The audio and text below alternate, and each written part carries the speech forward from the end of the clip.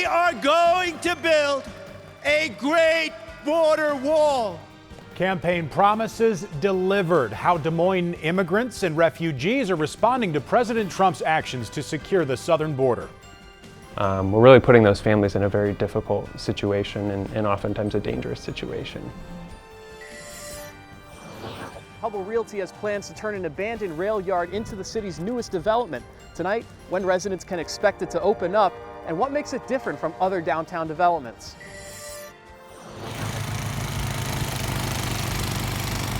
And Iowans are digging out in the frozen north. We're bringing you team weather coverage of remarkable snowfall totals and what's in store for the rest of this week. From WHO HD, the local news leader. This is Channel 13 News at 6. The snowflakes are fading here in central Iowa, but up north they have sticking power. This is our car cam pointed at Interstate 35 southbound near the Boondocks exit. Good evening. Thank you for joining us. I'm Dan Winters. You're going to need more than a ruler to measure the snowfall in some parts of the state. Chief Meteorologist Ed Wilson joins us first with the threat right now, Ed. Yeah, more than a foot-long ruler anyway. We've gone past that in northern Iowa, and now our next issue is going to be the wind tonight and temperatures dropping, so we'll have some freezing conditions, refreezing some areas, especially over central Iowa, where we didn't have the snowpack, that's for sure. Here's that light snow that continues to press down to the south and the east. It is breaking up. This system is on its way out of the state. We are going to see much improved conditions as far as snowfall totals, but the wind is picking up, gusty wind, in fact. We have an advisory now that's replaced that warning throughout north central Iowa from Ames, Carroll, Fort Dodge, all the way up to north central Iowa. A winter weather advisory in place until midnight. Now that means that we are going to see reduced visibility, slick roads, and they're dealing with a ton of snow. In a minute, we'll talk about totals here with Storm Team coverage. Brett McIntyre and I will cover that for you in a minute. Partially covered roads, all in the light blue, but right over Carroll, that is all ice, snow right here, 100% for Algona back up to Fort Dodge, and more icing here over that north central section of the state. If you do have travel plans to the north tonight, please check it out. The 13 Warn Me app will keep you updated with road conditions 24/7. And you can see now we've stayed below freezing throughout the last couple of hours. So slick conditions here, not only for those intersections tomorrow morning for our drive time, but also where you're walking. The roads or the sidewalks and those driveways are going to be very slick by tomorrow. Yeah, we'll keep an eye on that. Eager to see those totals. Thank you, Ed. No doubt. State troopers say they've only responded to a handful of weather-related accidents here in the metro. But in Nevada, officials say a driver slid into the path of a train last night. They say Kathleen Orcutt tried to stop when she saw it. She pushed her SUV for about 300 feet down the tracks and then over a steep embankment.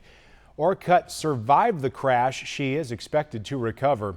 A man died after his tractor rolled on top of him yesterday. Deputies in Monroe County say Daryl Peary was pinned underneath the tractor and he died at the scene. An autopsy should reveal whether he suffered from a medical condition prior to that accident. 3 people were hurt in a fire at an industrial building near the town of Attica. Here is a look at what's left, still smoldering tonight. Firefighters responded to Lamberth Enterprises last night for reports of explosions, flames shooting from the building. 2 of those people who were injured were kept at the hospital overnight. The other has been released. The cause of this fire is still under investigation. City crews are busy filling in a collapsed section of a Des Moines riverbank. Over the weekend, the soil between City Hall and the River Walk began to give away. Crews later determined a storm sewer had corroded, and that created the sinkhole. They still don't know how long it's going to take to make those repairs, nor exactly how much it's going to cost. Hubble Realty hopes to begin construction on a new housing development in Des Moines later this year. Channel 13's Ben Oldak is at the proposed site just off MLK to tell us what to expect. Dan, this is a big project. Hubble wants to take 75 acres of land and turn it into an 1,100 unit neighborhood called Gray Station. The development will take up space between Martin Luther King Boulevard and the Raccoon River. The plot of land used to be an old rail yard, which poses some challenges for the real estate developer. With rail cars, there was usually some sort of spillage. Sooner or later, somebody knocked the rail car over. And we're going to have some environmental issues. We've got to take care of them. One environmental issue Hubbell is not worried about is the neighboring Superfund site. Property that once held a steel wheel and chemical manufacturing operation sits next to the proposed Gray Station. None of the Superfund contamination has moved on to this site, so that's all relegated over to another area. The project is much larger than some of the loft-style apartments completed over the recent years. Gray Station will have a neighborhood feel with townhomes, apartments, and condos surrounding a dog park, retail shops, and the like. The price tag of the whole project, $250 million.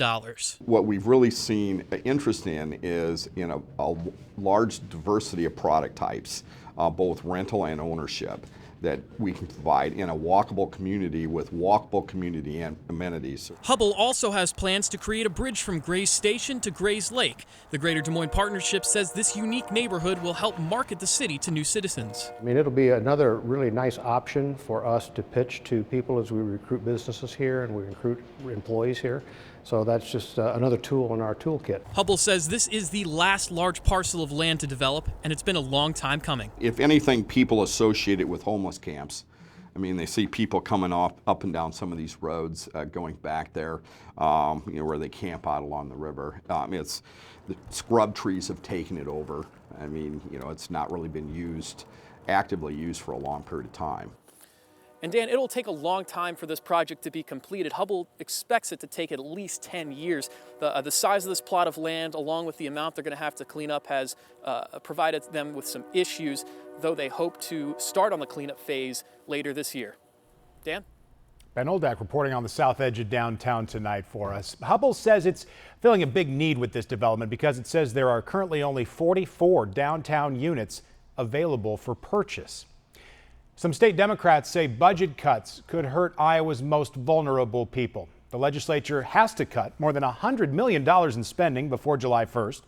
It's because of declining tax revenue. Republicans want $20 million to come from the Department of Human Services, but Democrats say that, paired with the department's already thin staff, would prevent people from getting the care they need.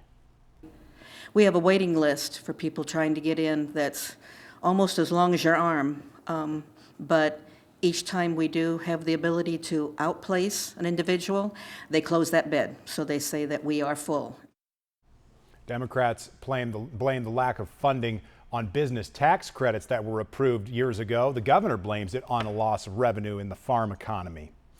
An anonymous donor has come forward to help dozens of families in Johnston. The school district says this person wiped clean the lunch account debts of nearly 150 elementary students, totaling $13,000. The district says it does not turn students away for lunch if they have negative account balances, but they do work with families to get those balances paid off, and now they won't have to. Big news for the Bulldogs tonight, a road win at Missouri State. Find out what else is making a strong case to keep Jeff Rutler at the helm. That's coming up in sports. But first, President Trump says his immigration crackdown will save thousands of lives, millions of jobs, and billions of dollars. Find out what he is citing for that. Hear what a local group says it won't do next. From WHO HD, the local news leader. You're watching Channel 13 News at 6.